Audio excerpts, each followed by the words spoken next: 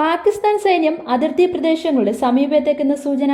1999 കാർഗിൽ യുദ്ധത്തിന് ശേഷം ഇതാദ്യമായാണ് പാകിസ്ഥാൻ അതിർത്തി പ്രദേശങ്ങളിലേക്ക് സൈന്യത്തെ വിന്യസിക്കുന്നത്. എന്നാൽ ഇന്ത്യൻ സൈന്യം തയ്യാറാണെന്നും ജാഗ്രത പാലിക്കുന്നുണ്ടെന്നും സർക്കാർ പറഞ്ഞു. 6 പാകിസ്ഥാൻ വ്യോമതാവളങ്ങളിൽ ഇന്ത്യ കൃത്യമായ ആക്രമണം നടത്തിയതായി സർക്കാർ പറഞ്ഞു. സൈന്യത്തെ അണിനിരത്താനുള്ള പാകിസ്ഥാന്റെ തീരുമാനം ആക്രമണാത്മക ഉദ്ദേശത്തെ സൂചിപ്പിക്കുന്നുവെന്നാണ് വിംഗ് കമാൻഡർ വ്യോമിക സിംഗും കേണൽ സോഫിയ ഖുറേഷിയും പറഞ്ഞത്.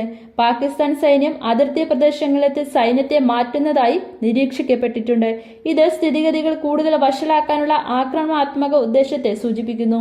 ഇന്ത്യൻ സായുധ സേന ഉയർന്ന പ്രവർത്തന സജ്ജീകരണത്തിലാണ്. എല്ലാ ശത്രുതാപരമായ നടപടികളെയും ഫലപ്രദമായി ചെറുക്കുകയും ഉചിതമായി പ്രതികരിക്കുകയും ചെയ്തിട്ടുണ്ടെന്ന് ഖുറേഷി പറഞ്ഞു. പാകിസ്ഥാൻ തുടരുന്ന പ്രകോപനങ്ങൾക്ക് ഉചിതമായ മറുപടി നൽകിയെന്ന് സ്ഥിരീകരിച്ചു ഇന്ത്യ.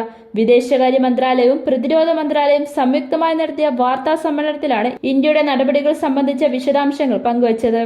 വിദേശകാര്യ secretary Vikram Misri, colonel Sofiya Qureshi, wing commander Vyomika Singh എന്നിവരാണ് വാർത്താ സമ്മേളനത്തിൽ പങ്കെടുത്തത്. ഇന്ത്യയിലെ സൈനിക കേന്ദ്രങ്ങളെയും ജനവാസ മേഖലകളെയും ലക്ഷ്യമിട്ടാണ് പാകിസ്ഥാൻ ആക്രമണം നടത്തിയതെന്നും എന്നാൽ ഇത് ചെറുക്കാൻ ഇന്ത്യക്ക് സാധിച്ചു എന്നും സൈന്യം വ്യക്തമാക്കി.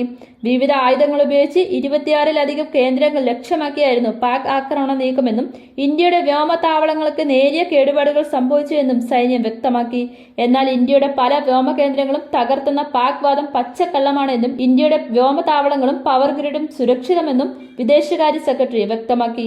പാകിസ്ഥാൻ ഇത് സംബന്ധിച്ച് വ്യാജ പ്രചരണം നടത്തുകയാണെന്നും രേഖകൾ സഹിതം ചൂണ്ടിക്കാട്ടി ഇന്ത്യ പറഞ്ഞു. പാകിസ്ഥാൻ സാധാരണക്കാരുടെ നേരെയും ആക്രമണത്തിന് ശ്രമിച്ചു. ഇന്ത്യ ഇപ്പോഴും ശ്രമിക്കുന്നത് സംഘർഷം ലഘൂകരിക്കാനാണെന്നും എന്നാൽ പാകിസ്ഥാൻ ശ്രമിക്കുന്നത് സ്ഥിതി വഷളാക്കാനാണെന്നും സംയുക്ത വാർത്താ സമ്മേളനത്തിൽ പ്രതിരോധ മന്ത്രാലയം, വിദേശകാര്യ മന്ത്രാലയം വ്യക്തമാക്കി.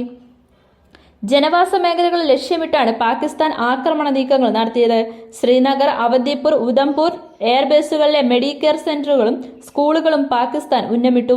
6 സൈനിക കേന്ദ്രങ്ങളും 2 വ്യോമ കേന്ദ്രങ്ങളും ലക്ഷ്യമിട്ടാണ് ഇന്ത്യ ഇതിന് തിരിച്ചടിച്ചത്. അതിർത്തിയിൽ പാക് സൈനിക നീക്കം ശ്രദ്ധയിൽപ്പെട്ടിട്ടുണ്ടെന്നും ഇന്ത്യൻ സേന അതീവ ജാഗ്രത തുടരുമെന്നും സൈന്യം വ്യക്തമാക്കി. പാകിസ്ഥാൻ സൈന്യം അതിർത്തിക്ക് മുന്നോട്ടുള്ള പ്രദേശങ്ങളിലേക്ക് നീങ്ങുന്നതായി കണ്ടെത്തിയിട്ടുണ്ടെന്നും ഇത് സംഘർഷം കൂടുതൽ വഷളാക്കാനുള്ള അവരുടെ ഉദ്ദേശത്തെ സൂചിപ്പിക്കുന്നുവെന്നും വ്യോമിക സിംഗ് പറഞ്ഞു.